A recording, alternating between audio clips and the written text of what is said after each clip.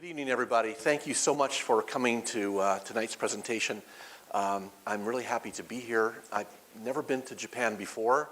This is day 4 of my visit, and I'm bowled over by how wonderful the welcome has been everywhere I've gone, and I'm just would like to put pressure on you to continue that warm welcome towards me tonight. So what we're going to do tonight is we're going to talk a little bit about how to think differently about the future, and in particular about future innovation and real-world applications. So it's not just going to be pie in the sky, but we're going to talk at least a little bit about some practical issues. But we're going to start with the idea that everybody loves thinking about the future. That's just my own personal theory. I may be wrong. Maybe nobody would agree with the idea that people like to think about the future. I know that when I was a kid, I loved to think about the wonderful things that I was going to have when I grew up and the future was going to arrive. Things like, a flying car and a jetpack and all the world's books in pill form and things like that. And I think that for a lot of people, when they continue to think about the future in their corporate lives, they continue to think about it a little bit in this sort of dreamlike fantasy. And so that's all wrong, and we're not going to talk about dreams tonight. We're going to get our feet on the ground, and we're going to talk about how to think about the future in a very structured and very logical way. And I'm going to do that by first quoting a few well-known philosophers. The first philosopher, who's probably somebody you don't think of as a philosopher, is Albert Einstein. Now, in the year 1930, Einstein, who even then was considered to be the most intelligent man who'd ever lived on planet Earth, was asked by a journalist, Professor Einstein, thanks, by the way, for explaining relativity to me, but could you please give me your impression as to what you think is in store for us in the future? Here it is, 1930. There's been a depression that's got underway in the USA, and it's now spread to Europe. The political situation in Europe is not very positive. What do you think the future has in store for us? And you know what Einstein said? The most intelligent man on earth, mind you. He said, I never think about the future. It'll just get here on its own. Now, try to imagine the CEO of some company pulling that line on the board of directors. This is not going to fly, right? And so my first impression when I read about this was that Einstein may have had a good reputation, but in fact he wasn't all that bright, if he really thinks this. Then I began to realize that maybe I should cut old Albert a little slack because, after all, he wasn't a manager. He was only a nuclear physicist. And scientists tend to think about things a little bit differently from those of us who are responsible for the success of some organization in the future. Scientists tend to think about things in the here and now. They look at the experimental data that they're working on, and they see the results of the experiments that they're running, and they want to know about the facts, and they want to see how things are right this moment. But if you think about it, managers, we have a completely different way of looking at the world. We make decisions today that are basically all about making our organizations more successful in the future sometime in the future. Think about it. You make a marketing decision today, which will have some kind of an impact on your market share maybe in 6 months, if you're lucky, maybe a year. You make an investment decision today to build a new factory somewhere, and that will have an impact on your bottom line maybe in 2 or 3 years. You make human resources decisions today because you want to have the best people on your team to help you become more successful in the future, but that might not actually be something you can measure on the bottom line for months, if not years also. So everything you do as a manager is about somehow making the prospect of the future better. In fact, you can say that as business people, we live for the future. So Albert Einstein, sure, he was a great scientist, but he would have been a terrible CEO. And so we want to move past that way of thinking, to saying, well, whatever happens in the future, it'll just happen, and we'll let it happen. No, we need to think about the future, and we need to think about it in a proper way, because that's where we live. That's where we live as business people. Now, the thing is, we all know that the future is going to be different. It always has been different. It always will be different. The question is, how is it going to be different? Is there some way that we can try to figure out how the future is likely to change so that we can be ready for it? And so let's think a little bit first about how the future actually does change. First of all, it changes at different speeds. One way that it changes is very, very slowly. And Calvin and Hobbes here, two other great philosophers of the 20th century, kind of point out in this cartoon the idea that things change under our nose, but almost imperceptibly. But with the accumulation of time, they actually amount to very, very big changes. I mean, dramatic changes, changes that are completely unexpected.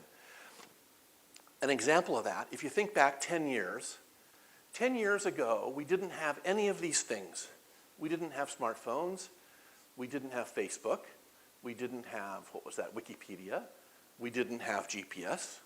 We certainly didn't have the cloud. We didn't have Twitter or iTunes. Well, Google, yes, we had, but it was this little thing that didn't really matter very much. So you say, well, so what? I mean, looking back 10 years, my life was not really that much different from the way it is now. True. But what it really means, without all those things, is that in the last decade, the way that we do all those things has changed. Now, those are not things that maybe necessarily change your life in any dramatic way, but they're not totally unimportant either. So the way that we actually do things has changed thanks to the fact that 10 years of technological changes, slow, small technological changes have actually taken place. Now, another area where change is slow is in attitudes, behaviors, values. They evolve rather slowly. And so, for example, if you look at young people today and you compare their values to the values of my generation, you can see that things actually have changed quite dramatically, but it's taken a long time for that change to come about. And now why, for example, is it important to think about the fact that these values have changed is because at the moment, I say your guests because the last time I put this slide up, it was for a hotel company. But basically, your customers have these values, and so do your employees. And if they're your employees, it won't be very long before they'll also be the boss, and they'll be making managerial decisions. And they'll be making big decisions about your business based on the values that they have now, which are different from the values that I had when I was their age. I happen to think my values are more fun, but that's just me. Now let's talk about the final philosopher of the 20th century and what he had to say that's valuable for us tonight. We all know Mike Tyson as this great thinker, don't we? Imagine that you are given the opportunity, I'm not sure opportunity is the right word here, but the chance to fight Mike Tyson.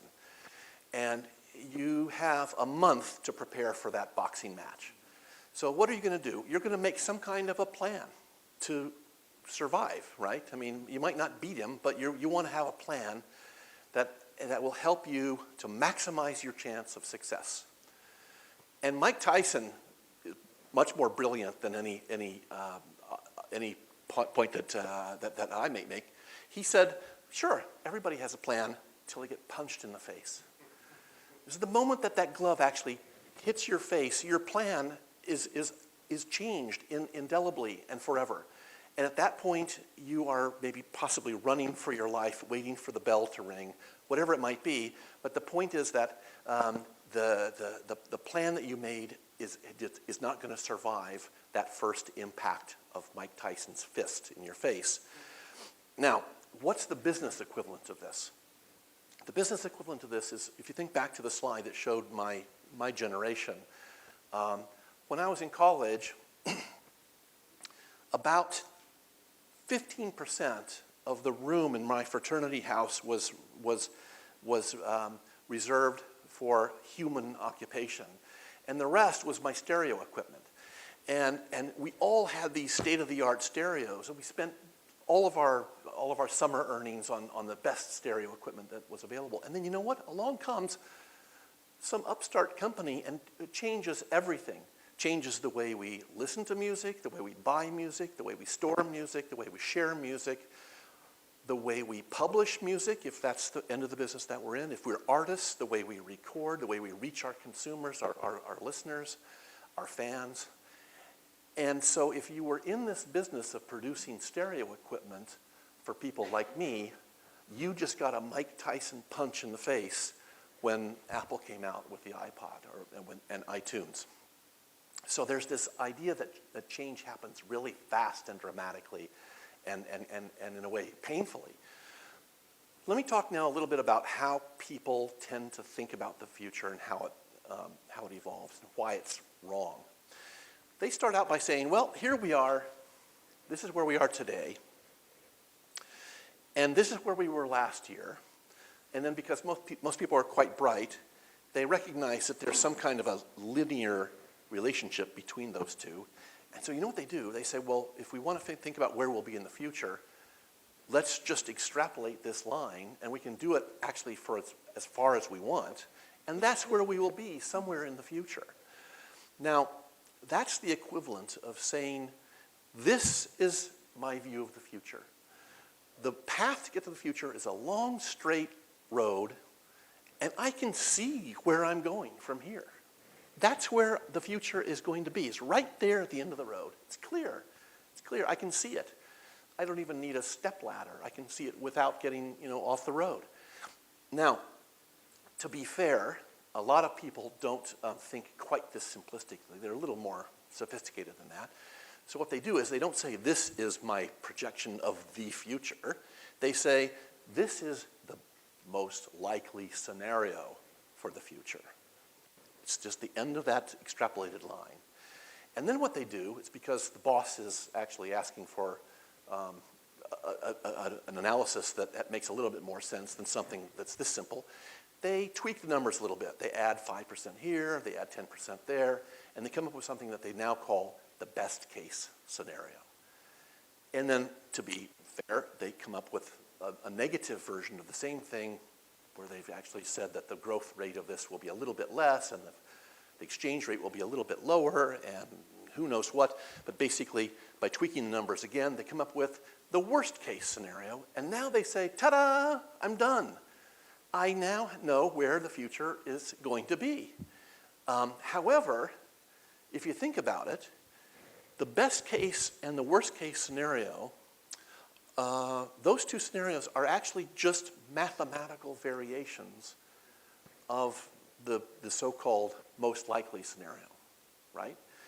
And, but the most likely scenario is really just a mathematical variation of where we were this year, right? Oh, but wait a second, and it's actually dependent not on this year, but where we were last year in relation to this year. So everything about what you think is going to happen in the future, this range of possibilities, is based on where we were last year. And that's a huge fallacy. That's like saying that the most likely place we're going to be, the most likely scenario in the future, is there. But you know what? Hey, if everything goes really, really well for us, and the best case scenario comes about, we'll be over there. On the other hand, if the worst case scenario comes about, we'll be over there. But the range of possibilities is that's all it is. And this, don't forget, is within a 360-degree world that we live in. That the range of possibilities for the future is nothing more than just this little, arc of about 10 degrees or not even. But what happens instead is that as the future unfolds, as time goes on, things happen. New ideas, new situations, new tensions, attitudes, a new economic situation, new laws and regulations, new behaviors, a new customer, for God's sake, and a new technological developments, among many other new things, come along, and they actually they disrupt things, and they get in the way of our straight line extrapolation. So what happens is that instead of a linear development into the future, a linear evolution, it's more like a three-dimensional cone that keeps growing. And that at any time, the cone keeps growing and growing and growing as time goes on, so that as in the near term, you have a range of possibilities. It's already fairly decent. But as time goes on and way out into the future here, the range of possibilities extends far beyond this best case to worst case scenario that you originally posited. And in fact, the range of possibilities it's not even that. It's so broad that you actually end up potentially in new landscapes entirely. And this last slide is a landscape that is not only land, but it's actually inhabited, because you also have to think about that a business landscape, like any landscape, is inhabited by someone, and those people, those stakeholders, those customers, those employees, they might be different in one landscape compared to another. So we might end up in a business environment that could have totally different attitudes of the people we're trying to sell our products to. It could have totally different suppliers and employers and customers and competitors, and we have to deal with them. And we have to remember that it could be different in all four of those situations. So the why do we need to think about the future is actually pretty easy. It's just because everything is always changing. And we need to, as business people, we need to be ready for it. We don't want to just sit and wait for the future to arrive and react to it when it gets here. We need to think a little bit about what it might develop into and be ready for it now. Now, how do you do that? That's not so easy. Scenario planning is a tool that gives us a chance to come up with an approach that's structured and logical and yet still rather creative, and allows us to see where things might develop. Basically, it asks a couple of questions. The first one is, what could the landscapes in the future look like? It's very important that you note that this word here says landscapes, not landscape, because we're not trying to say we have one vision of the future, but rather that we're trying to visualize different alternatives that are all plausible, so we can be ready for all of those possibilities. At the same time, this word could is important because we're not trying to say what will the landscape look like. Nobody knows that, right? We don't have a crystal ball. So we're not trying to predict the future, we're trying to explore the future. And that's what scenario planning is. It's basically an exploration tool, an exploration method. So how does it work? Well, we simply ask the question, what trends will have an impact on our future? That are the trends that are relevant to us, to our business? How could they develop? And if they do develop, how will our world look? Okay, there's a process. And the process, in the way I described it in my book, which is available for sale, anyway, the process that described in the book is 10 steps long, right? Which is one of those, the 10 steps to whatever. I'm only going to talk about the middle 3 or 4 steps here, because that's the core of the process. And the things you do before and the things you do after, we'll talk about those some other time if you want to. But essentially, you start the process by saying, what are the driving forces that could have an impact on our future success? Now, what's a driving force? Well, a driving force, very simply, is any trend or any force that could have some kind of an effect on whether we're successful in the future or not, in any way, at any magnitude. And the scenario planners tend to use this famous PEST model, which is a way of just kind of dividing the world's trends into 4 groups to make it easier to think of them. And those are political trends, economic trends or forces, societal trends, and technological trends. So those 4 letters, P-E-S-T, spell PEST. And every once in a while, you see somebody writes this as STEEP because they have added environmental as a factor as well. These are people who basically think that this is the future that awaits us here in Japan. I personally don't think it's necessary to add this. Pest is plenty, plus it's a good four-letter word. The thing is that now you need to do is, what you need to do is you need to come up with the list of driving forces that are relevant to your future success, the future of your business. And what are those? Well, sometimes it's easy, sometimes they're very obvious. Let's just imagine, for example, that we run a hotel in the Caribbean. Wouldn't that be nice? Well, one of the things that would be a driving force for our possible success in the future will be whether or not there's airlift to our island, because nobody can get to Barbados unless they fly there or swim, and very few people who swim actually stay in five-star hotels. So the airlift is very relevant to us. But what's a trend behind the trend? It's the price of oil. Why? Because if the price of oil were to double, let's say, then an air ticket might cost more. A number of people who would normally take a vacation in Barbados are now persuaded that they rather stay at home and watch reruns of Leave It to Beaver instead. And so rather than actually seeing that the airlift is important to us, we should also see that the price of oil has some relevance to our success as a hotel owner in Barbados. But you could take this one step further if you wanted to and say, well, what is it exactly that's driving the price of oil? And these days, one of the things that has actually been a factor is demand for gasoline from the increasingly urbanized Chinese consumer. So are you saying that increased demand for gasoline in China is actually a driving force for our hotel in Barbados?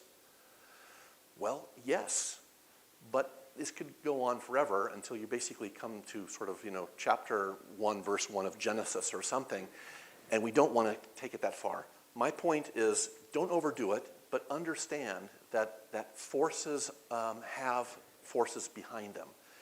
And sometimes this might not seem important right now, but you can imagine that if demand in China for gasoline would actually collapse, for whatever reason, the price of oil could also collapse, and that could actually lead to more people buying air tickets to Barbados. It's possible. Everything's connected. Let me give an example.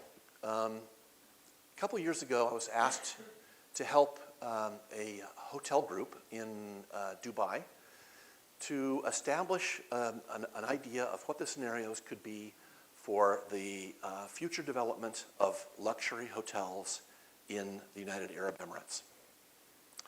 And we came up with driving forces. This is just the first 60, and it took about half an hour to come up with this list because we all broke up into groups and everybody kind of ran off and just started listing things.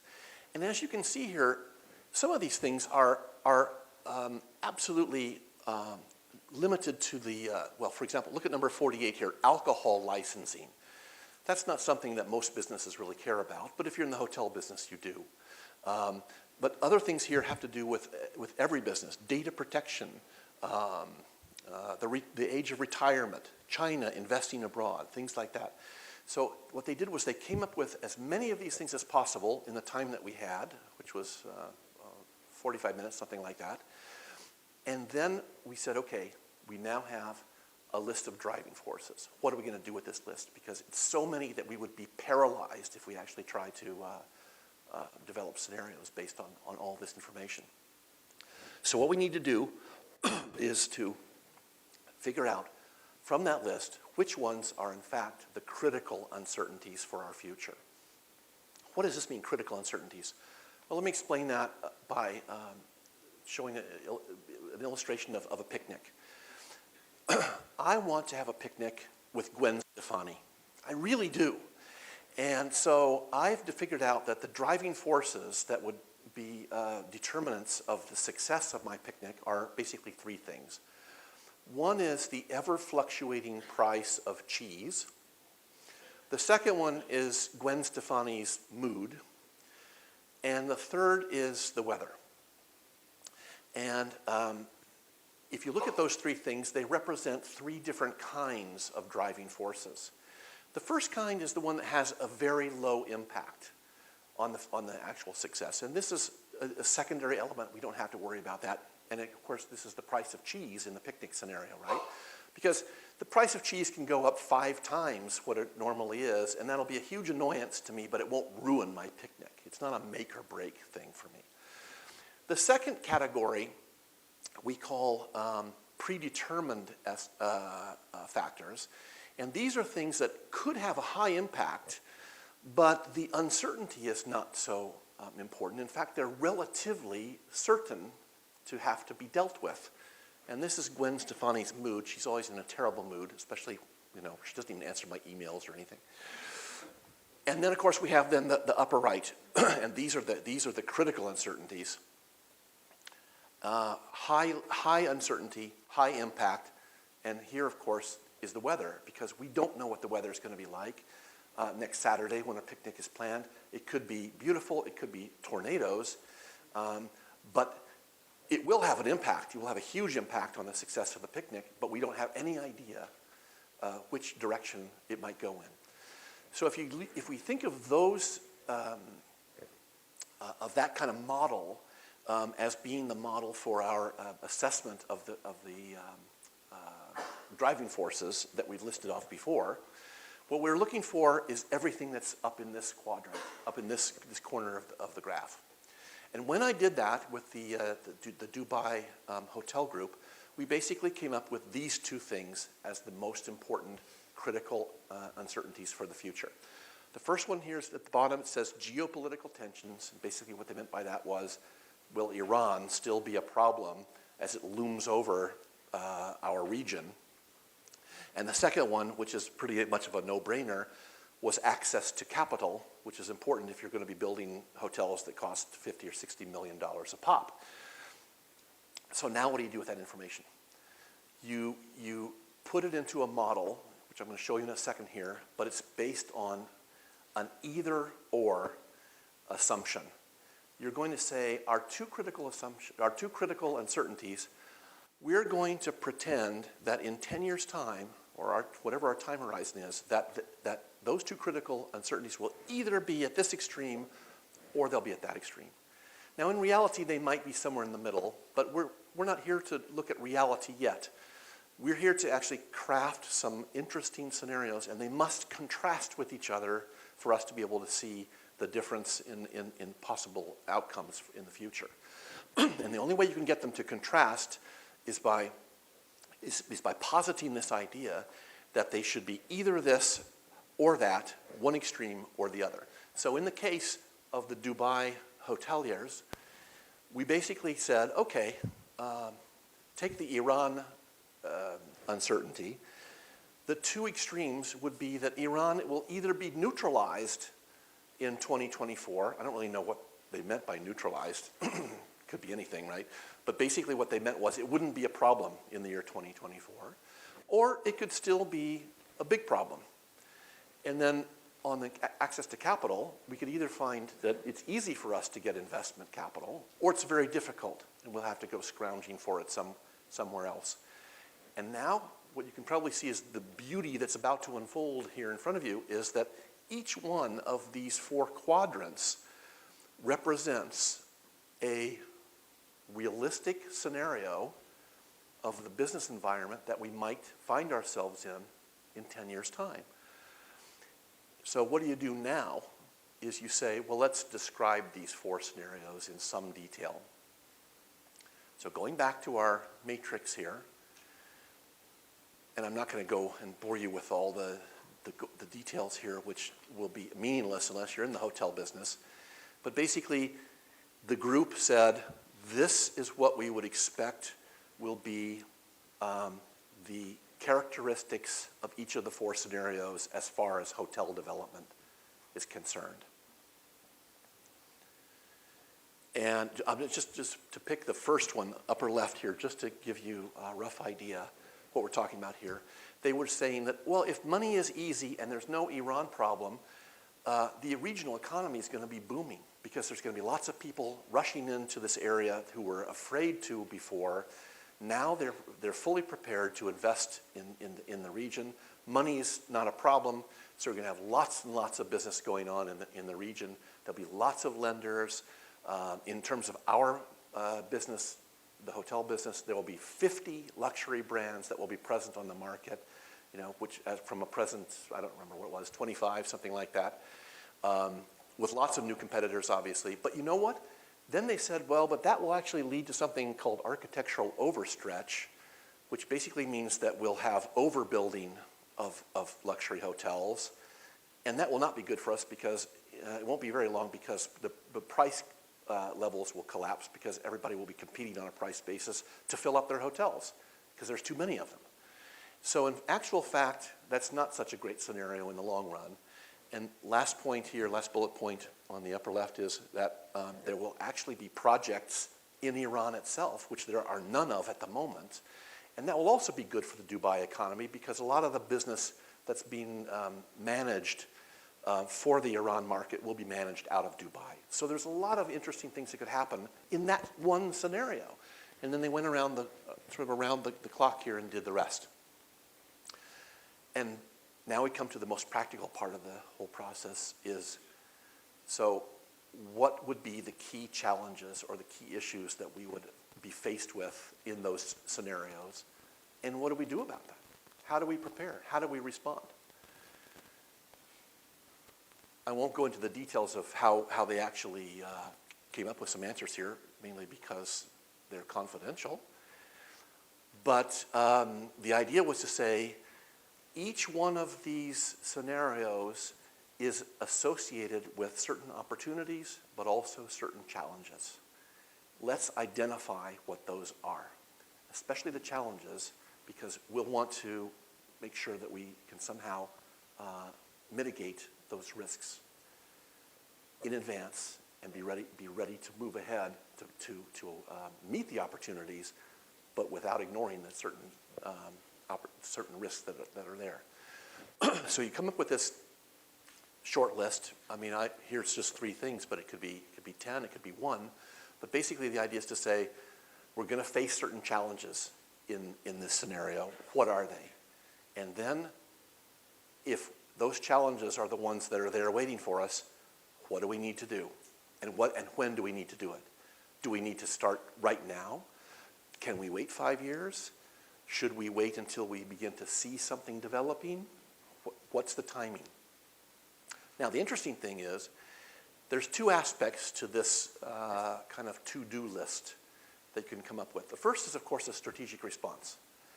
But the second one, and this is, I think, a very positive aspect of scenario planning, is to say there's also the possibility that each one of these scenarios will open up very interesting opportunities for us to innovate in some way, for us to get out in front of our competitors in some innovative way, and to be out there beating the market. So there's an innovation focus as well. And don't forget, innovation is more than just tweaking your product and making it better in some way. You can innovate in terms of financing. You can innovate in terms of human resource policies. You can innovate in terms of distribution channels. It depends on your business.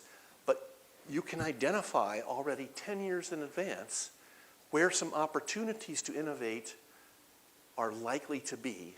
And then what you can do is you can set your experts in the company to work on putting together a little plan to tell you how much will it cost to innovate, to meet those opportunities, how long will it take, and is it worthwhile?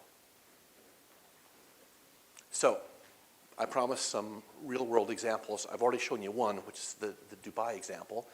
Let me move on to a couple of other cases.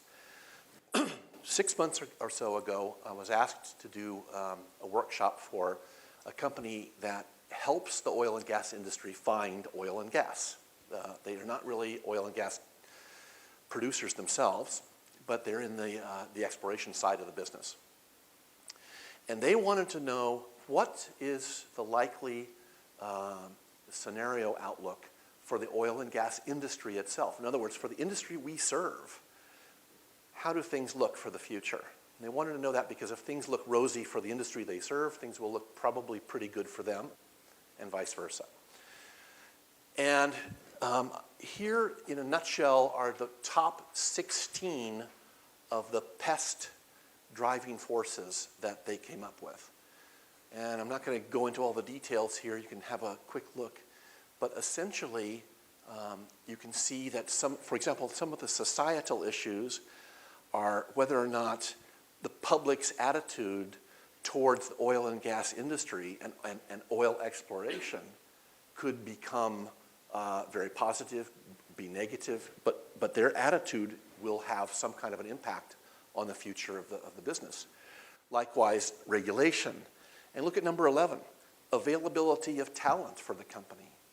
This is a company that is full of techies, and they need to have a flow of well-trained and motivated employees, and they're saying that possibly linked to public attitudes towards the oil and gas industry, talented people may or may not be interested in joining a company that works in that industry. On the political side, you can see that they were looking at things like the stability of the countries that they do business in. And number 4, international cooperation in energy development. Well, if for some reason some of the agreements that are in place now break down, that will have a huge impact on their business as well. So they now took, if you can see, there are 16 points here, and they applied the Gwen Stefani picnic model to those 16 points. And we actually, in order to put each one on the graph in the proper place, we asked everybody to rate them between 1 and 10, and we averaged them all out, and it was kind of a big, hairy process. But basically, we came up with a number of these elements that were not so important, the blue ones at the bottom, a half dozen or so which were these predestined elements, which means that they were possibly impactful, but they were not that important as far as the uncertainty is concerned. And that left 7 critical uncertainties, which they felt were all potentially make or break for the company. And at that point, we had a fight on our hands, because it was how were we going to choose 2 from those 7? And the answer is that we took some time. We had a lot of discussions, a lot of arguments, and we came up with the consensus that the most important ones were these 2. Energy consumption patterns basically refers to whether or not in the future the consumers in the key industrialized countries would be still oriented towards fossil fuels or renewables. In 10 years, there could be a shift. And then number 10, environmental regulation, I think that speaks for itself. So what they looked at then was this kind of a scenario matrix where the critical uncertainty number 1, which had to do with environmental regulation, meant that on one hand, it could be very onerous, a huge burden to be dealt with. On the other hand, it could be very relaxed. And energy consumption, as I mentioned before, is either going to be oriented towards fossil fuels like it is today, or there could be a significant shift towards other alternative energy sources, and that would have a huge impact on their business too, because after all, they're in the business of helping companies explore for oil, right? Now, what would happen in these different scenarios to their business? And just to take the first scenario for a second as an example, and here we didn't just put a few bullet points on the slide, but we actually produced a kind of catalog of issues and what they would do about them. And here's just a couple of examples, or a couple of the points from that catalog. That they could see certain opportunities, certain risks, and that, for example, this third one here, that they would be spending more time, money, and energy on dealing with the regulations. And that for each one of these issues that they knew that they would be facing in that scenario, they came up with kind of at least a preliminary idea of what they would do about it now.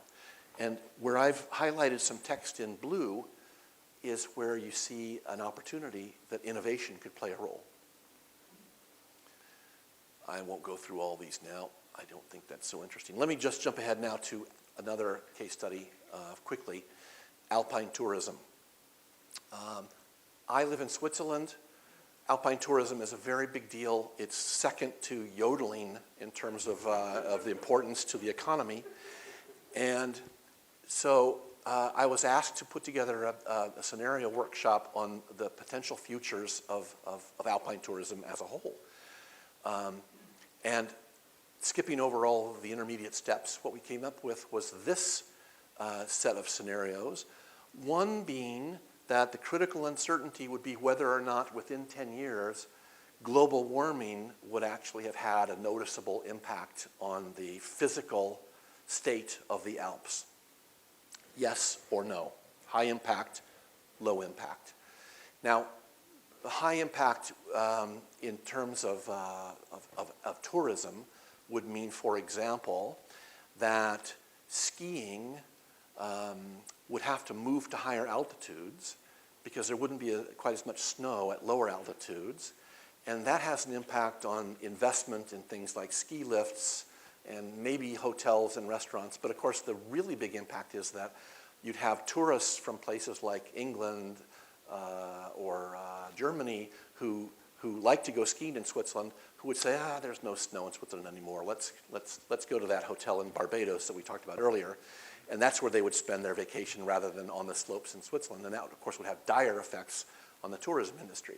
The second critical uncertainty was whether or not there would be political support for tourism development in Switzerland. That's a big deal in a country like Switzerland where the politics and the economy are often working sort of hand in glove or hand in pocket. I'm not quite sure exactly which one it is. But essentially, you could have one set of scenarios in where the political powers that be continue to subsidize tourism and infrastructure and investment, and you could have another one where they basically say, you know what, our days as a tourism destination are kind of behind us.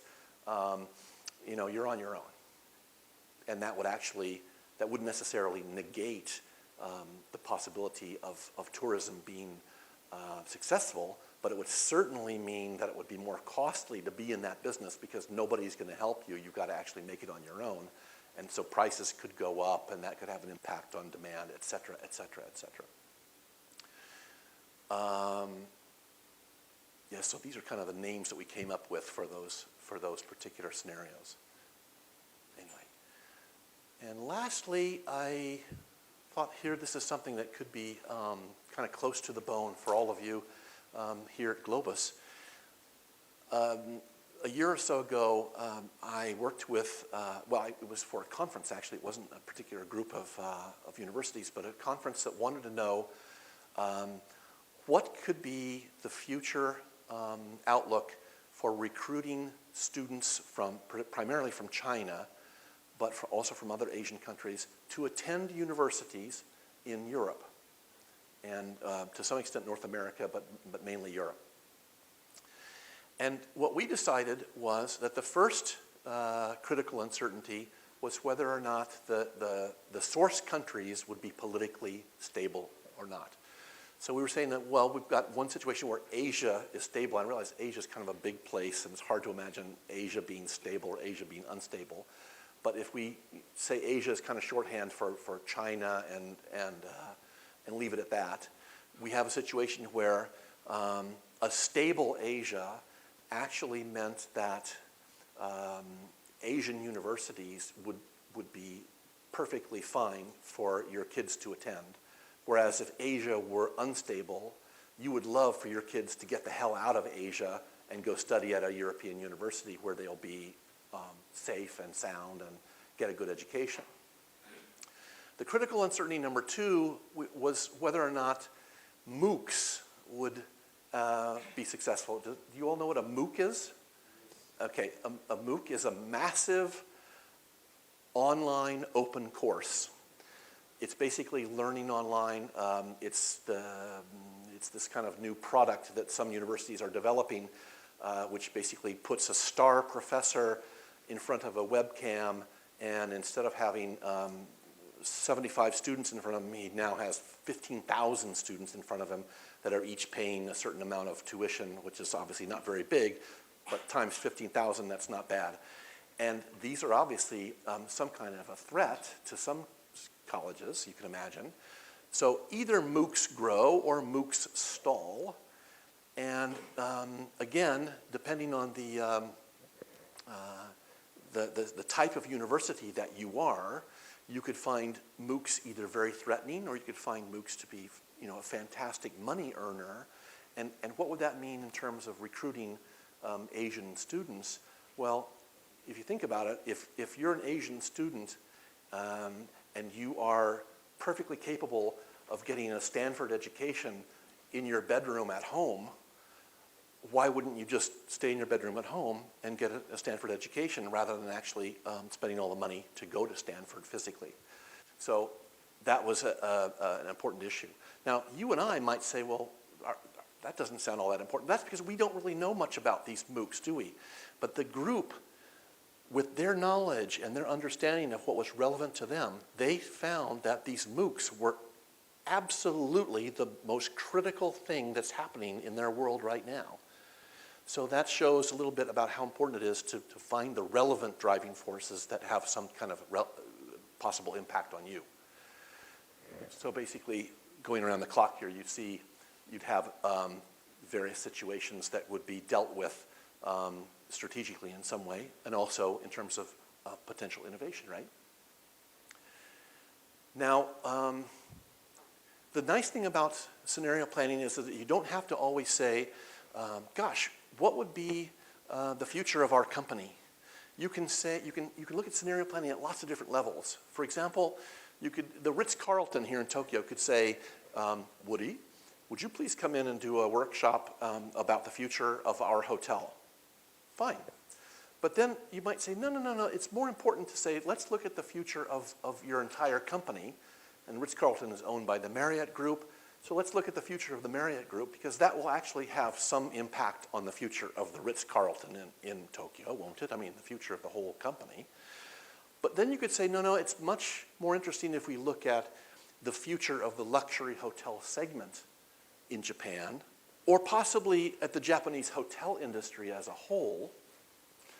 And I mean whole, like there's 6 holes right there. Or maybe the future of Japanese hospitality, or in fact the future of Japan as a whole. So you could actually use this technique, the structured approach, at all these different levels.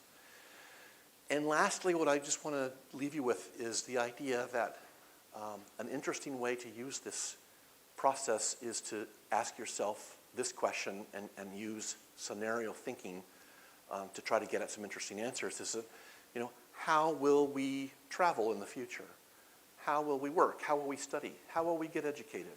How will we marry and raise a family? How will we spend our holidays in the future? How will we shop, eat? How will we sleep?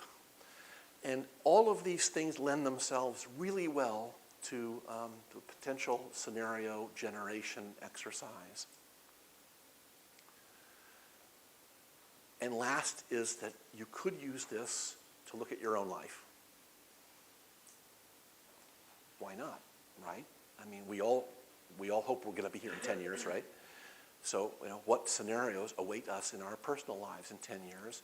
The problem here is you've got to figure out what those driving forces are and what the critical uncertainties are for your personal life. And that's not always so easy to do, and it's also very difficult to be objective about it. But in each case, what you come up with is a kind of a landscape, certain challenges that you would face, and what the response would be, what your personal strategy could be. It could be a career, it could be family strategy, it could be an educational strategy. And you just do that 4 times, and voila, you've got your life figured out. The key thing is you need to visualize some things that aren't there at the moment.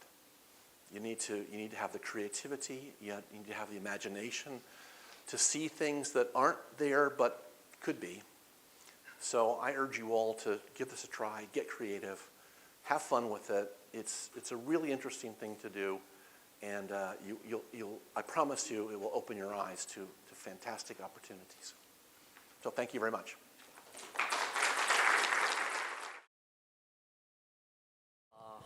Thank you, Woody, for coming to Japan for the first time. My pleasure. And I'm very excited that we can have a first-hand knowledge of scenario planning. Thank you. And I think my job is to introduce this book. This is Woody-san's book about scenario planning, published by AG Press. And I've been told that there will be some books sold outside. So those who are interested, I think it's a little bit difficult to grasp the meaning of scenario planning in 40 minutes. So why don't you take a look? I read the English version. I found it very interesting. So I'd like to start off, our dialogue. When you were at Harvard, and I am maybe a little bit more junior than you. Thank you. Did you study scenario planning? No, well, you have to remember that was the year 4 AD. No, there was no scenario planning in the curriculum that I knew of. If there was, I didn't take any courses in scenario planning. But I'm pretty sure that it's a relatively recent addition to the curriculum. Did you have it when you were there? No. No. But I was there around 20 years ago, so okay. That's a long time ago as well. Okay. What brought you to scenario planning then? You did not. Scenario planning is a rather new technology, and you started your career at World Economic Forum, somewhere Swiss bank. I worked for the World Economic Forum sort of in the middle of my career, but what got me interested in scenario planning was really just something I read online, as far as I remember. So that puts it in some kind of time frame. And I remember thinking that, having two thoughts. First was that this was really cool. It's so creative and yet it's strategic at the same time. And I liked that combination. And the second thing I remember thinking was, I've done this before. I was in a scenario planning workshop, but I'd forgotten about it. And it had happened maybe 10 years before that. And it was, I was a participant, not a facilitator. Obviously, I hope I would have remembered that. But it was not called scenario planning, so I wasn't aware of that particular label. But this is exactly what we were doing, is we were looking at the future of this organization that I was working in and trying to map out where we could go. And when I had that sort of aha moment, I remember thinking, oh yes, that was such a fun experience to go sort of off-site with my colleagues and do this for a couple of days, that I would really love to do this in my own career. I see. So it was inspirational to you in a way. Very much. And today in your presentation, you explained about the effects of scenario planning, but in a nutshell, what does scenario planning bring to management? I think it does a couple of things. First of all, it opens your eyes. And if it's done properly, it should highlight opportunities that you wouldn't normally see. And the only reason you don't see them is because you haven't structured your way of exploring the possibilities of the future properly, or you haven't structured them at all. Most people are still in that dream phase when they think about the future. So this is really a chance to kind of put your thinking into a logical framework, and then what comes out is all these chances and opportunities. Yeah, there's some threats and some risks as well, but it's also helpful to know about them. So when you emerge from the process, you actually have your eyes open to some interesting things that you could and probably should do. I see. I liked your pictures of 4 rows, not just one straight rows, but you know, 4 very different landscapes, and especially the one with the elephant. And I noticed that you put 4 pictures. And is that because you would like to show in scenario planning that we're looking at 4 quadrants, very different stories? Well, it obviously is related to the fact that the structured way that I do scenario planning is based on this 2x2 matrix. I do get the question from time to time. It's like, so no matter what's happening in the future, there are only 4 possibilities, and of course that's not correct. And you could even imagine going back. Like, remember, I showed you the slide with the 6 or 7 critical uncertainties that had been selected by the oil and gas exploration group.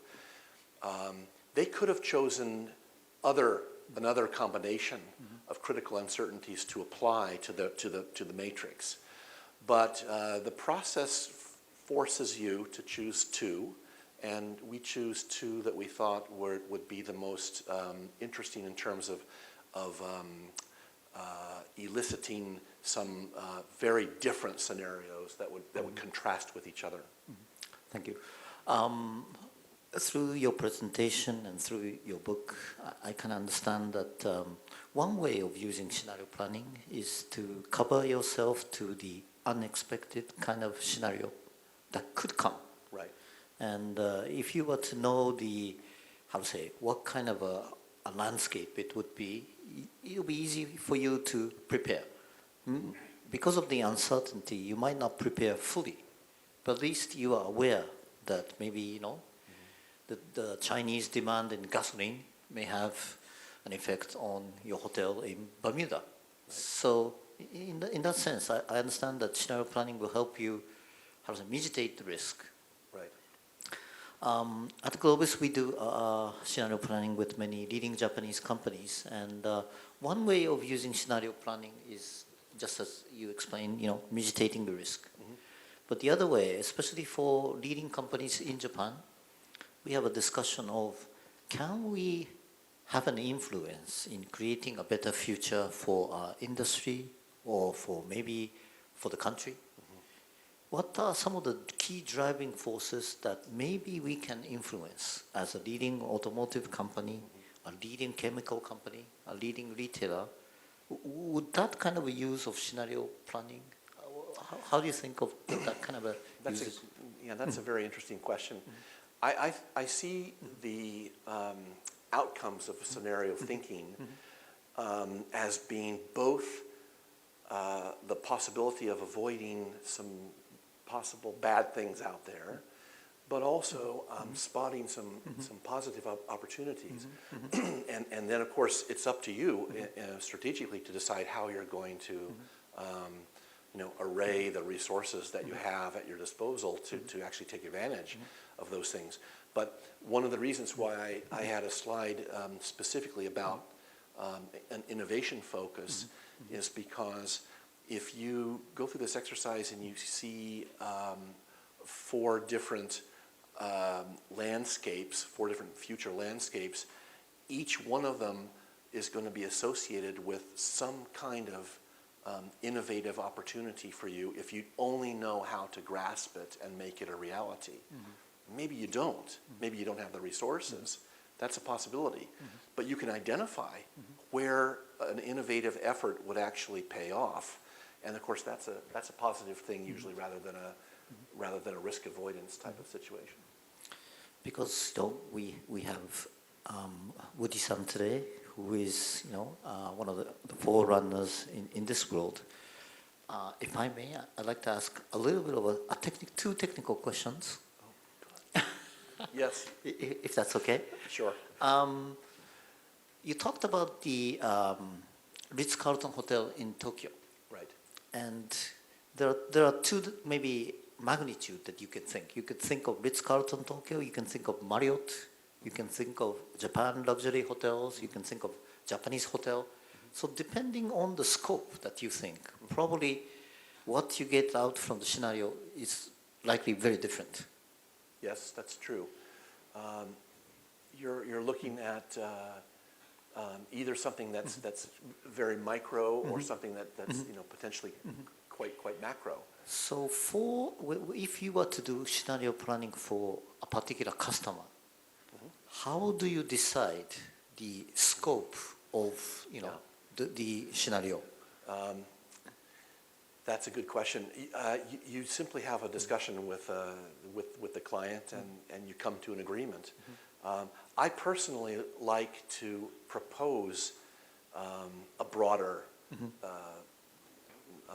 canvas, let's say, just because I think that the playing field that any company is going to be doing business in is very important to understand the future, not just the future of the company itself, because the company itself is going to have certain scenarios in its future. But if you think about it, it's the competition, it's the way that the market as a whole evolves, and all the different forces that have some impact on that are going to have obviously some kind of effect on the future of the company. So why not take a bigger look from the get-go?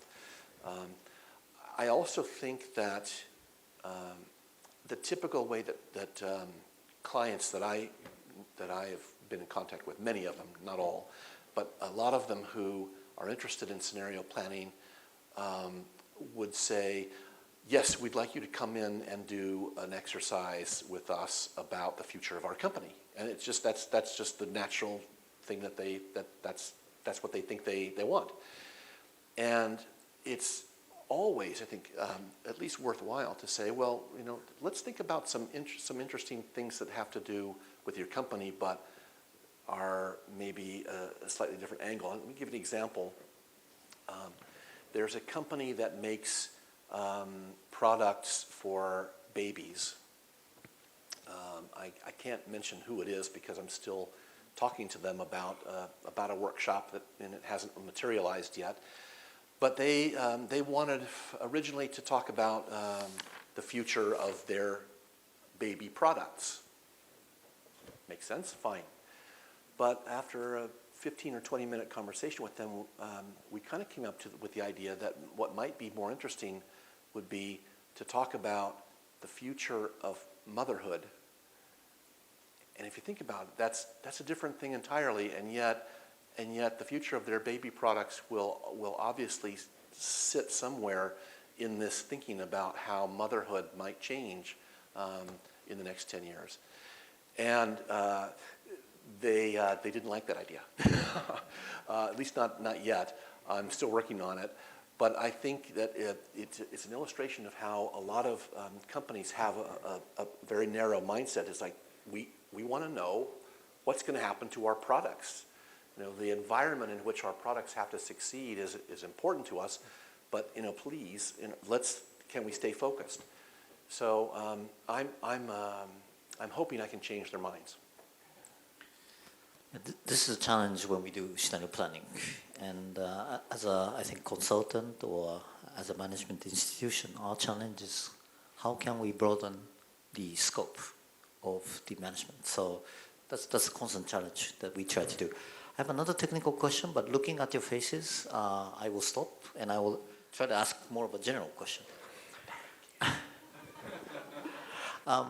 If we go through a scenario planning exercise, what change will occur to management in terms of mentality? And I'm bringing up this question because AG Press has introduced, very cutting-edge management books to Japan. For example, Synchronicity by Joseph Jaworski, or Theory U by Otto Scharmer. These are very, very, very interesting books. And the coincidence is Joseph Jaworski was working at Royal Dutch Shell. And he was one of the, leaders in creating scenarios at Royal Dutch Shell. So, if, let's say, the executive board goes through a scenario planning with you, and if you can compare before and after your workshop, can you give us some example of how their mentality or Well, change? obviously, Yeah. they're totally enlightened after working with me. Their lives are vastly improved, and it's almost like a religious experience. No, but seriously, there's nothing measurable, obviously. If it would be measurable, they probably wouldn't allow me to measure it anyway. But I think this idea of having your eyes opened to new possibilities is something that I aim for. I had a friend who taught me that in almost any situation when you're talking to a client, here's a little advice from Woody Wade, and you want to sell them something, like I want to sell them a workshop. A great question to ask is,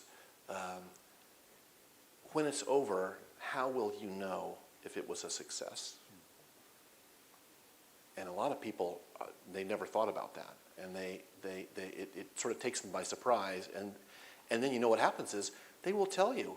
Well, it might take them a moment or two to kind of gather their thoughts, but they will tell you exactly what you have to do to succeed, and to sell your product to them and to deliver it in a way that they're satisfied. Now, how do I know that I've been successful when I work with companies? It's not just the warm glow on their faces, but it's actually a kind of comments that I get that where they say that they are actually putting in place some kind of plans to look in more detail at at how to respond to the possibilities. You have to understand. I mean, you don't go through this and then snap your fingers, and the following day, the implementation plan is ready, or the resources have been identified to actually implement a response to these strategic challenges. It takes some time. So if you stay in contact with the client and you hear that they're moving forward on those things that they needed to do, then I know that my work is done. Thank you. I have an impression that when I do scenario planning with executives, the room's atmosphere changes after you do a scenario planning session. Usually the board of directors are very tense. Nakamura, we want to achieve the sales of maybe 3 trillion yen.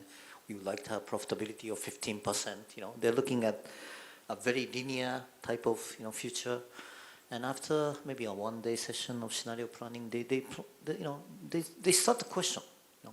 Is 3 trillion yen, we have to say 3 trillion because this is a corporate, midterm plan. But is it for real? What happens if the Chinese demand of gasoline goes up so much? What happens if there's a geopolitical situation in Middle East? And my impression is the tension in the room is much more, softened.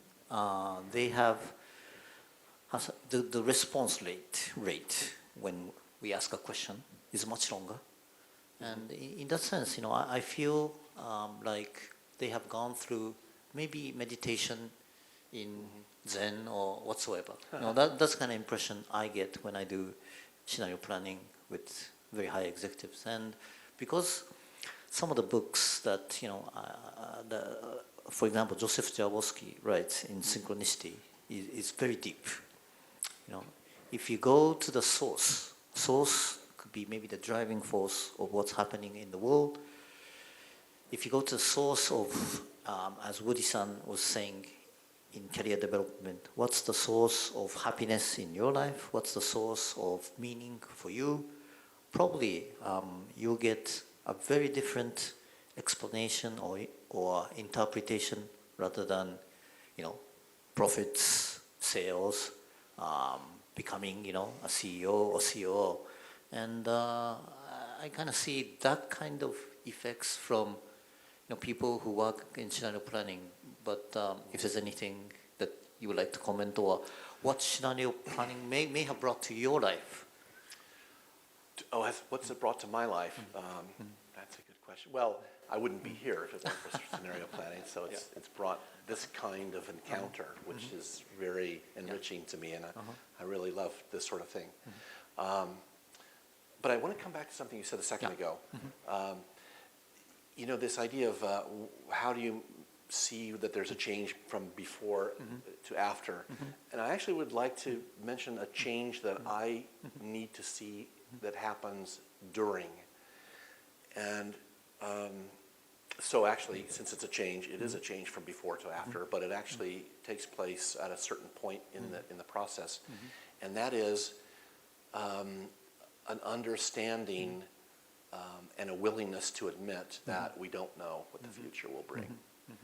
That's very difficult for a lot of CEOs to admit, because they're used to being the most powerful person in the room, the person who has all the answers, the one who nobody should interrupt or contradict, and they don't like the idea that suddenly they should, say out loud, I don't know any more than anybody else what will happen in the future. And so I think it's a courageous thing when the CEO finally gets to that stage to say, my leadership style is now changing. And nobody says this out loud, but I mean, I used to be somebody who said, follow me, men, we're going this way, and this is where the future is going. And instead, now they're willing to say, let's sit down first and look at what the possibilities are and decide together what makes sense. And then let's go that way, men, and follow me. But it makes more sense then, doesn't it? So it's not about, it's more of a kind of a ready, aim, fire than a ready, fire, aim mentality that you begin to see developing with some decision makers. And it's very gratifying when you do.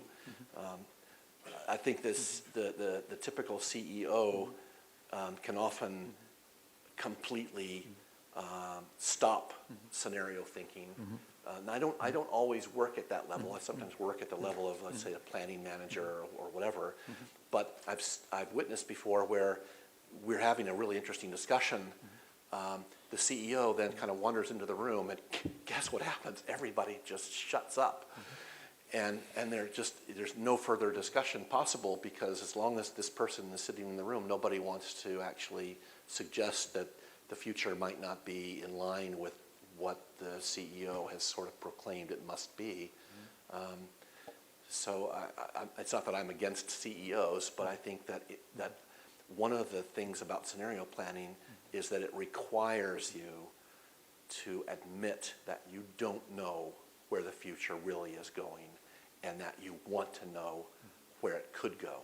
And that's a much bigger leap for a lot of people than you think. That's very interesting, because I often questioned why a strategist who is doing scenario planning will write about synchronicity, or why would someone conducting scenario planning will write about love. These are some of the books that come out from the top scenario planners of today. So, listening to Woody, I can understand if you can say, I don't know, and I need to learn, I need to go out to the field and collect information. That leads to maybe humbleness, where there's room for CEO or the company as a whole to grow. Woody, it's your day 4 in Japan. And, yes. I hope you are liking our country. But I've been told that you received some questions regarding the driving forces that may affect Japan. And I think today's audience, many people are working in the Japanese business world, or they are studying right now in Japan. Can you maybe throw out some ideas of possible driving forces For Japan? For Japan,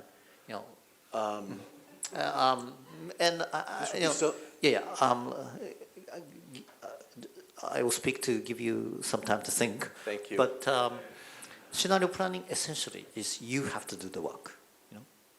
If it's a lecture, it won't open up your eyes. So usually, you go to the field yourself, and you kind of collect the information. And just as Woody's shown in his slides, what are the critical uncertainties that probably we need to look into?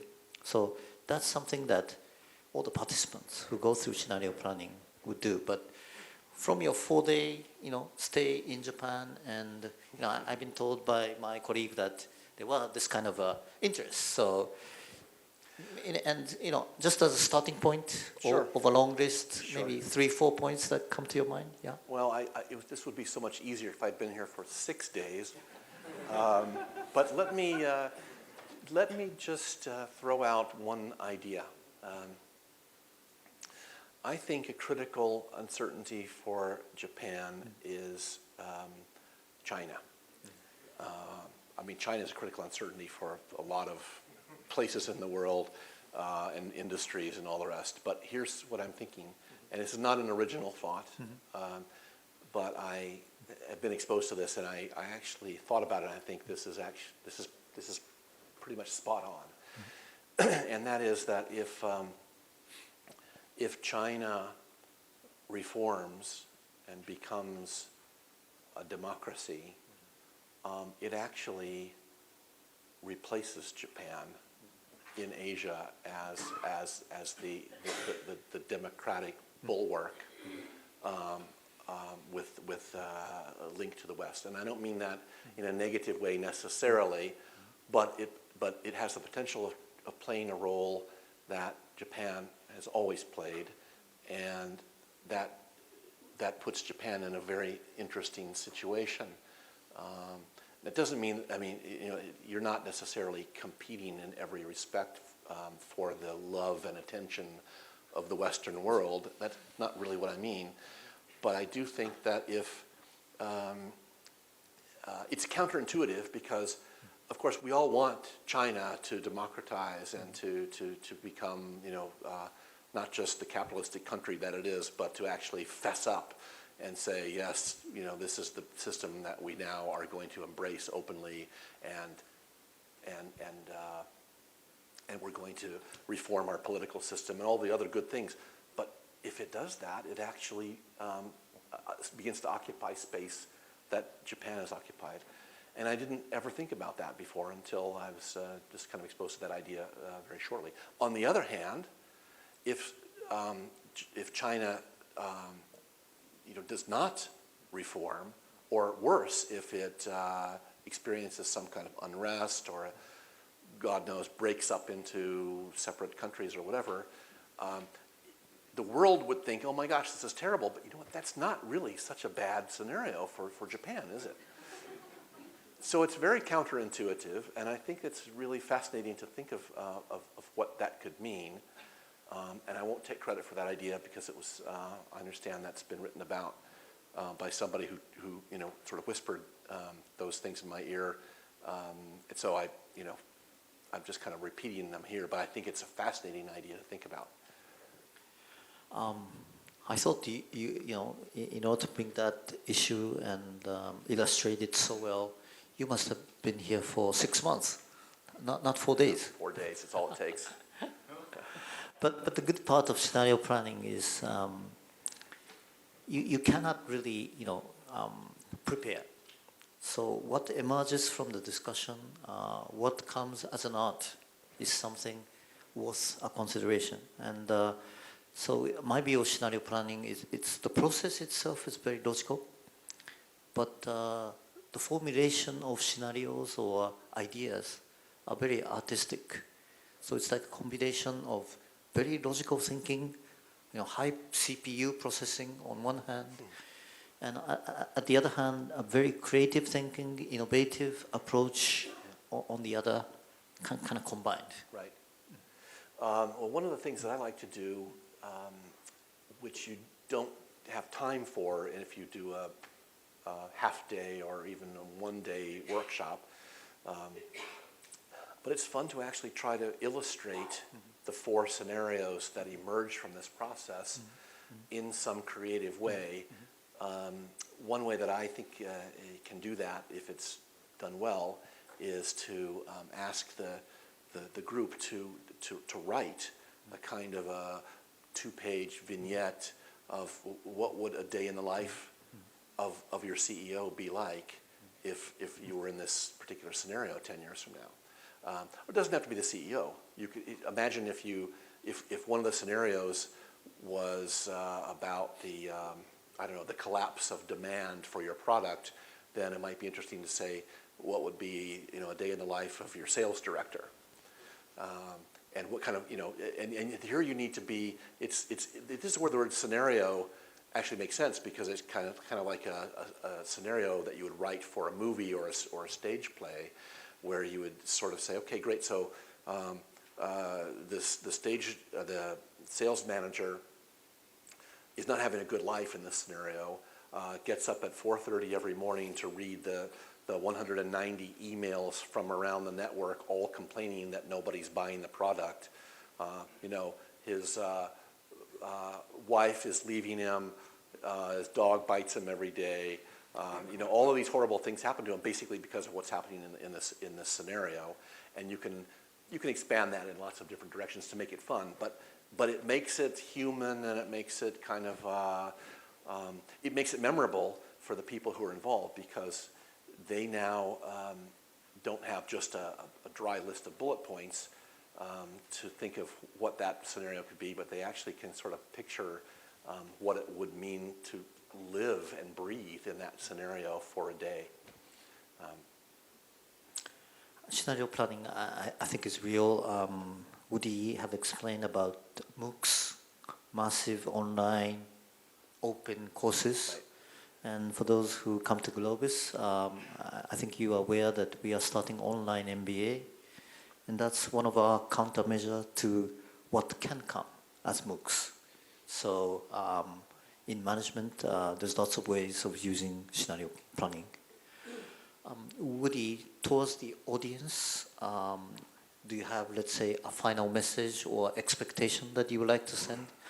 I see a lot of the best and brightest students from Globus today, so and the graduates who just finished your MBA this Sunday. So if there's a message for You just finished your MBA on Sunday?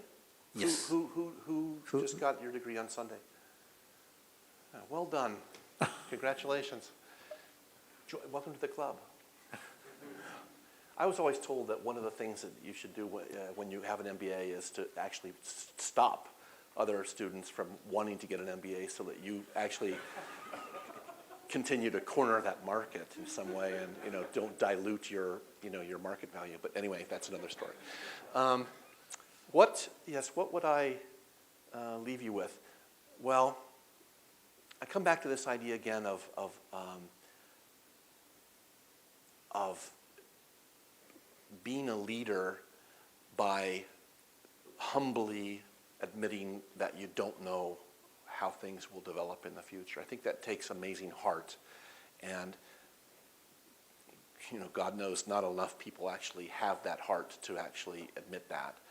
And when you see it in a leader, it's a wonderful thing, because it means that this is somebody who is open and is going to embrace possibilities that are a little bit potentially outside of what that person would normally say, this is what I want for my company or for my organization, whatever it is. And so when you encounter that, I think maybe it's a little bit of an early indicator, if you see that in somebody that you're interviewing with, for example, that this could be a very interesting boss to work for, because they're not necessarily going to be towering over you, telling you, I'm the one who knows everything and you are simply here to just do what I want you to do, but rather I want you to help me understand how we together can make this company successful. Thank you. Can I ask for a round of applause to Woody-san for coming? Thank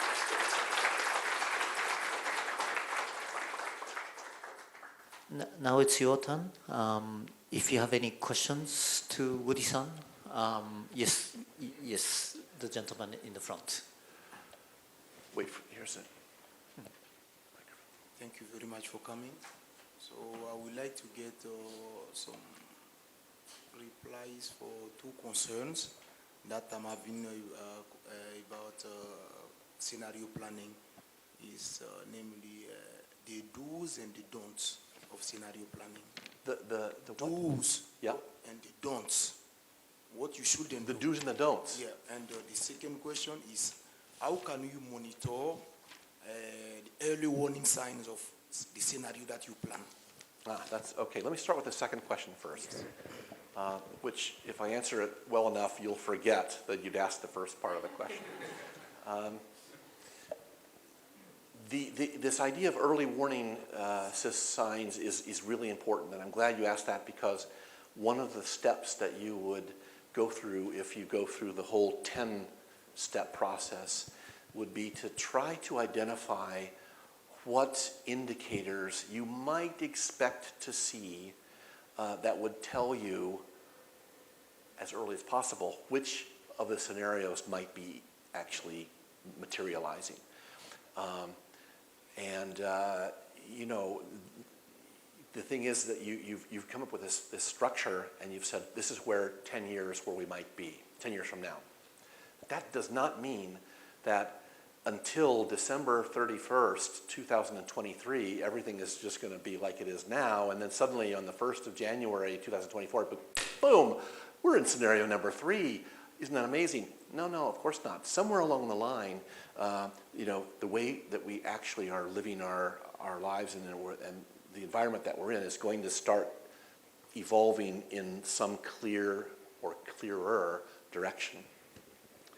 And so you want to set up a kind of an early warning system if you can, and again, the only way that you can do that is by asking the people in the room who are participating in the process, what do you think could actually be a visible sign that will tell us that this particular scenario is actually, you know, coming real, becoming reality. Let me give you an example. I mentioned this in my book, and it's from a scenario development exercise done by another consultant that I know, and he was asked to help the Scottish Tourism Development Board come up with some scenarios for Scotland's tourism. And to make a very long story short, this was just after September 11th, and one of the issues was security and whether people would travel like they had been in the past. And obviously we all know that, you know, we have to jump through a lot of hoops now, security-wise, but at that time it wasn't really sure how long that would last and how onerous that could be. And one of the scenarios was that would get a lot worse, and that would actually have a huge negative impact on tourism to Scotland. And one of the indicators that they came up with that would show that this was the direction that we were heading in would be that maybe there would be armed patrols of soldiers in Heathrow. And everyone laughed and said, "Oh, come on, please, this is Britain. You know, we don't do this. Our policemen don't even have arms. This is not going to happen." And a couple months later, someone from the Scottish Tourist Board flew to London, was in Heathrow, and saw two soldiers, you know, just walking through the concourse with machine guns. You know, there was no immediate danger, no threat, but it was just part of the security that had been jumped up a bit. And apparently this was somebody who was rather skeptical about scenario planning until that moment. And when he flew back, he said, "I'm a believer now." And you know, it wasn't necessarily a very positive thing that he'd seen, but he recognized the value of having thought about this early warning system that would give some kind of indication that maybe that's the direction, that's the scenario that's beginning to materialize. Did you ask the first part of a question? No, I don't. Yeah, oh yes, you did, didn't you? Yeah, do's and don'ts. I'm pretty sure my book actually lists those somewhere. Um, the biggest do is to encourage everybody to jump in and participate. Well, no, even before that, the biggest do would be to pick your group carefully. I think, I don't know if you would agree with this, but I think that the composition of your scenario planning team is very important. And it should not, in my opinion, should not just be the people who are part of the strategic planning department. Yes, you should have some people from that department in the group. But I think just as important as having insiders is you should have a smattering of stakeholders to the extent that they can be trusted. There are some companies that the last thing they would ever invite into a scenario planning exercise would be, their biggest customer or their biggest supplier. They just would never do that. But if you are in a business where you could do that and you would be happy to have them think with you, why not? I met today with a company here that's in an industry that is, let's say, under fire from the public. And I was suggesting to them that an interesting outsider to bring into a scenario exercise would be possibly a journalist, and possibly like a sociology professor who could talk about who had written on the subject, who could talk about the changing attitudes and why they're so negative on this particular business and where that's likely to go, and just to bring in a new perspective, and also to kind of sprinkle the group with some comments that they might not normally hear, but they should. Thank you. Other question? Gil?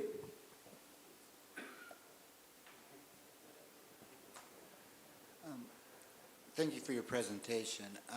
Sure. I would just noticed that when you were talking about this baby products, and you wanted the company to consider a broader question, Right. and they wanted to focus on a narrower question. I mean, could you talk about why you wanted to do that, and why the client wanted to focus on something narrow? Yeah, that's a good question too. I think to some extent, I'll be perfectly honest, I kind of fell in love with my own idea, so that's not a good thing. But when the idea of looking at motherhood and the future of motherhood, actually it's the future of motherhood in Japan, it was not just the future of motherhood.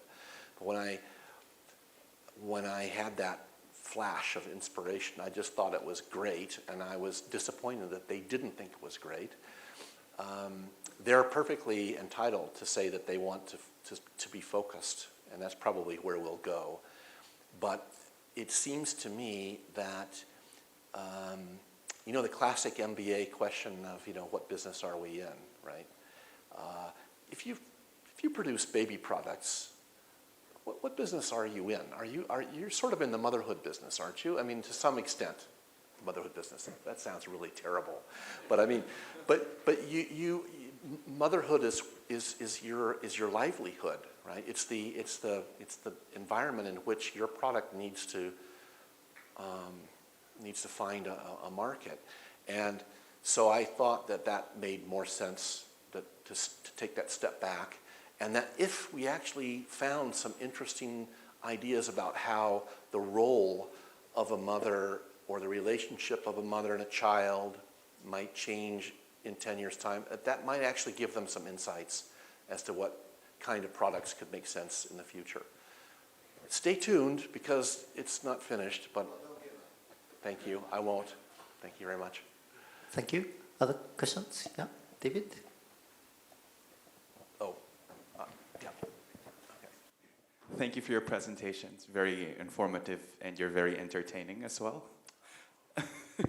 I was just wondering, because you said earlier that somehow the system forces you to choose and just identify for scenarios. Is there any reason why you don't push it as far as maybe a three-dimensional matrix or something like that? Would you consider it counterproductive to do so? Well, a three-dimensional matrix means you'd have, what, eight scenarios, right? You could do that. I'm sure that as a consultant, that would be a kind of a USP, that, I come in with this, you have to wear some kind of like helmet or something, and so you can see this thing sort of spinning. I don't know if that makes sense, because I think that the simplicity of it all is one of the beauties of this. It's not that complicated, really, if you think about it.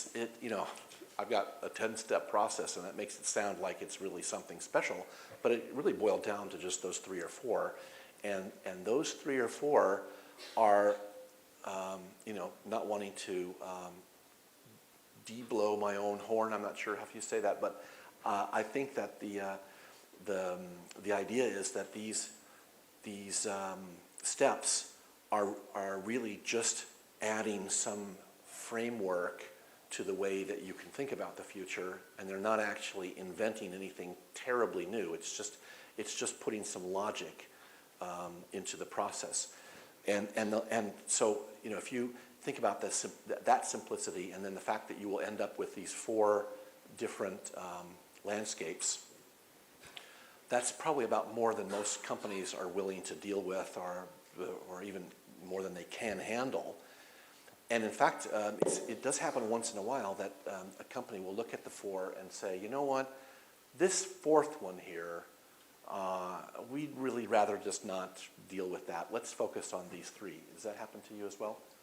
Yeah. So 4 is a good sort of max.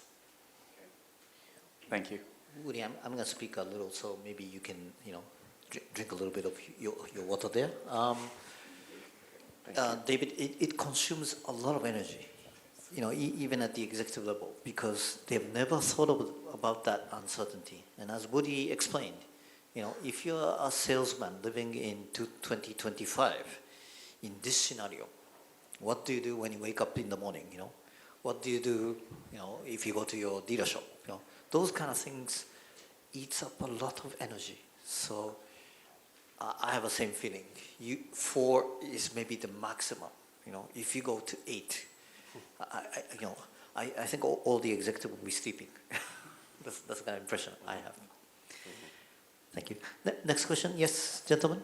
Thank you for such an inspiring and intriguing talk on scenario planning. And my question is, I understand that it's very important to identify the most important 2 driving forces. And how can we identify or choose the 2 out of numerous combination possibilities? And what if we fail to come up with what if we fail to identify the 2 and come up with the wrong driving forces?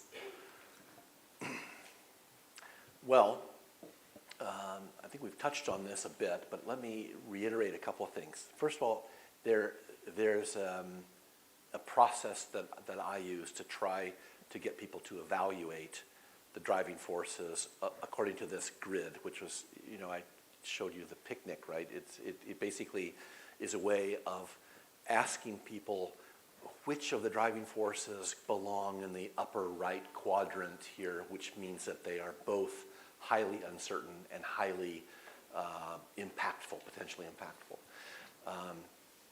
So you can do that you can do that very simply by saying, okay, rate each of these 150 driving forces that you came up with, spend some time, rate them all from 0 to 10, and from 0 to 10 again on the other scale, so it's impact and uncertainty, and then you sort of feed that into a program, and poof, it spits out the 2 that are at the top.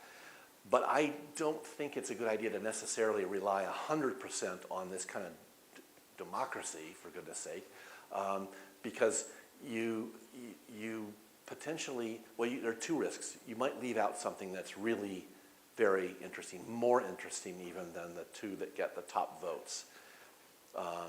And the second danger is that a lot of the driving forces that you come up with are, don't forget, this is just kind of a list that people have, are jotting down. If you have time, you can cluster them and you can define them a little bit more carefully. But if you're doing this under some time pressure, like you are in certain workshops, what you might find is that two or maybe several of the driving forces are in fact expressed differently, but they're really the same thing. And it would be, let me give you an example. Someone would say, well, this is a really stupid example, but someone would say how well the economy is going to perform, and someone else would say how strong the market is. Well, the market is going to be strong if the economy is strong, or vice versa. But what matters is that these two things are closely linked to each other. And what you want is you want to have two critical uncertainties that in fact are as independent from each other as possible. Because what happens is if you have two that are almost the same, then if one is uncertain, the other is uncertain. If one is highly impactful, the other is highly impactful, and you end up basically repeating yourself and not learning anything new. So it's better to say, well, what would happen if factor one is like this, and factor two, which is totally different, about a totally different aspect of your business, is like that. And then over here, and then over here, and over here. So, I'm sorry, I forgot your original question, but basically, you have a method of trying to get an assessment of those things. And then I would add to that if you as a moderator or a facilitator don't think that those are really very, it's a very good choice, because they're not going to produce a very positive or very insightful set of scenarios. I think it's your duty to actually kind of override the group and say, let's go with this one. I have a tendency to, whenever I hear something about, the strength of the economy, that's going to be a big factor. Well, I mean, come on. Of course the strength of the economy is going to be important, but every company on earth is going to, if it was the strength of the economy and the wisdom of our management team, that those were the two critical uncertainties, every company in the world would have exactly the same four scenarios. So what you want to do is you want to pick some things that are not so generic, but they're likely to be unique to the company rather than to an entire segment of the economy. Did I answer your question? Thank you. Yes. Actually, thank you very much. That was another technical question that I want to ask Woody, because if you remember his case when he was talking about hotel development in Dubai, and if you remember the maybe 16 driving forces, the two axes that he chose are not necessarily the one on the very right. They were somewhere in the middle. Which means, if I were to use Woody-san's explanation, they are probably independent and they are something related to the company. So how you choose the two driving force, this is like a marketing, axis that you need to create. So that's, I think, a very, important aspect of scenario planning. Thank you very much for bringing that up. Other comments, questions? It doesn't have to be related to scenario planning. We have someone who can talk about career, politics, economics. Yeah, go ahead. Thank you very much for your very interesting presentation. And I found especially interesting is that this scenario planning is applicable to your real life. And then, so would you mind sharing your real experience, how you applied scenario planning to your real life? And what was the driving forces and the critical uncertainties at that time? And then it was successful or you failed? And I'm also curious why you chose Gwen Stefani in your presentation rather than Taylor Swift. That's my question. Rather than who? Taylor Swift. Or Swift, my goodness. Are there any other questions? No, you know, I've never actually done this for myself. I'm too afraid to. I started out life, well, as a consultant 11 years ago, after 20 years or so working mostly in marketing strategy for various organizations. And so, you know, when the time comes, you hang out your shingle and you say, I'm now a consultant. People said, oh, great, so what kind of consultant are you? And I would say, well, strategy, because of course, you know, that's the best, isn't it? And you think you can charge the highest prices. And then I would sometimes find myself in a really nice chat with somebody over lunch or something who I was trying to persuade to hire me as a strategy consultant. And this person was just sort of, you know, wanting to get to know me and asking me things like, so, you know, where are you from and how did you do this and what? And very, very quickly they just saw that I had absolutely no strategy in my personal life whatsoever. And so I'm not so sure that I had the credibility at that stage to be able to say, but I can solve your strategy problem.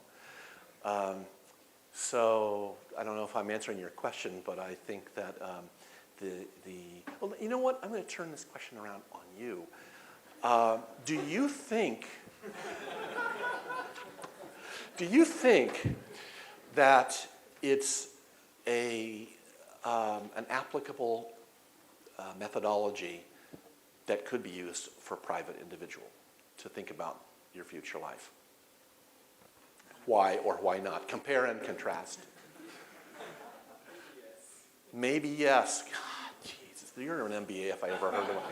Yes. But let me ask just the whole group. Could an approach like this, if it were crafted the right way, could you actually apply this to your life and come up with something that would be useful to you in some way? What do you think?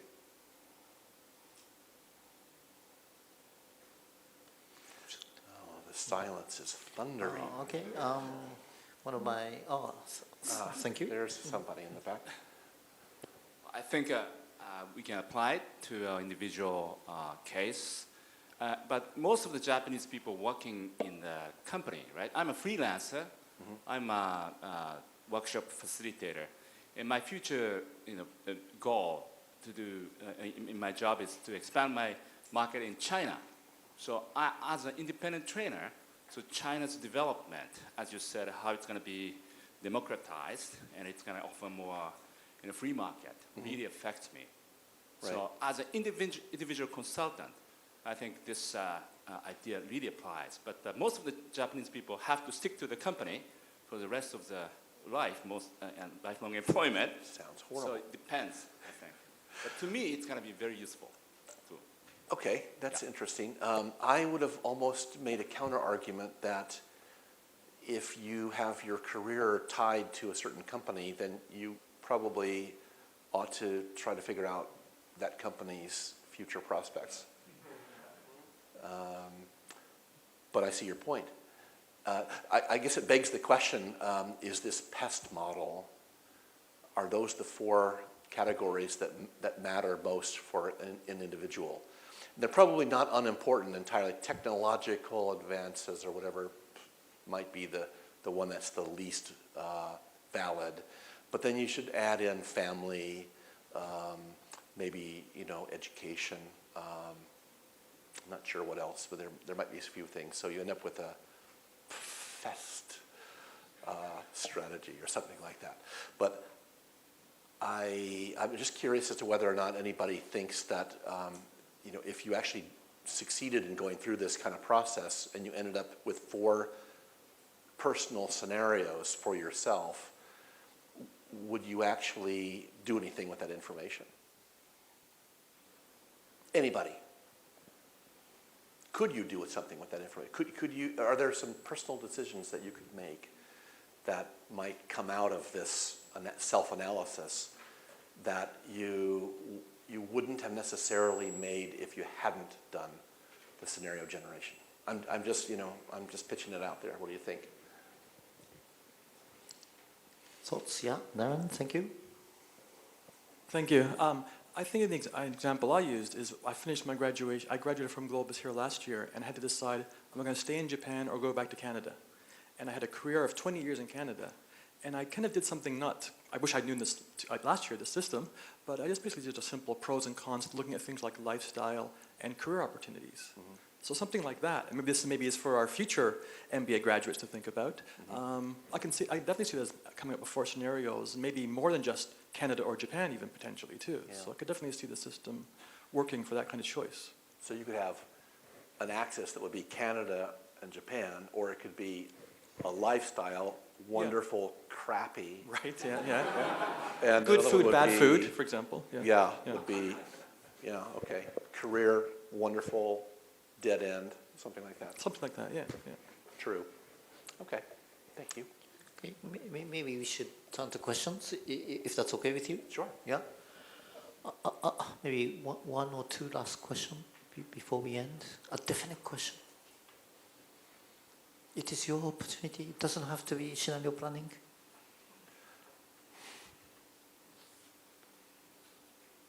Okay. Woody, after listening to the audience, one more encore for your message? Is there anything that you would like to speak? Or I would just like to thank you all for not asking questions that don't have to do with scenario planning. No, I think this has been a really great evening, and I appreciate the chance to do something like that with all of you. And I think your questions were really great, and I'm thankful that your questions actually brought up some things that I didn't think of mentioning earlier. So thanks to the questions, we actually got a broader insight into the process than we would have if it would have just been relying on my presentation alone. I hope you got something out of it. It's really, I come back to this idea again that it's really not complicated. It's pretty simple, but the beauty is that it combines this logic and this structure with this possibility to then get very creative with the content of a scenario for a particular company or maybe for your own personal lives. But I'd be very interested in talking to any of you outside, one-on-one. If you've got something interesting to ask or tell me, that would be great. But thank you very much for coming tonight. I'm glad you shared the evening with me. Thank you.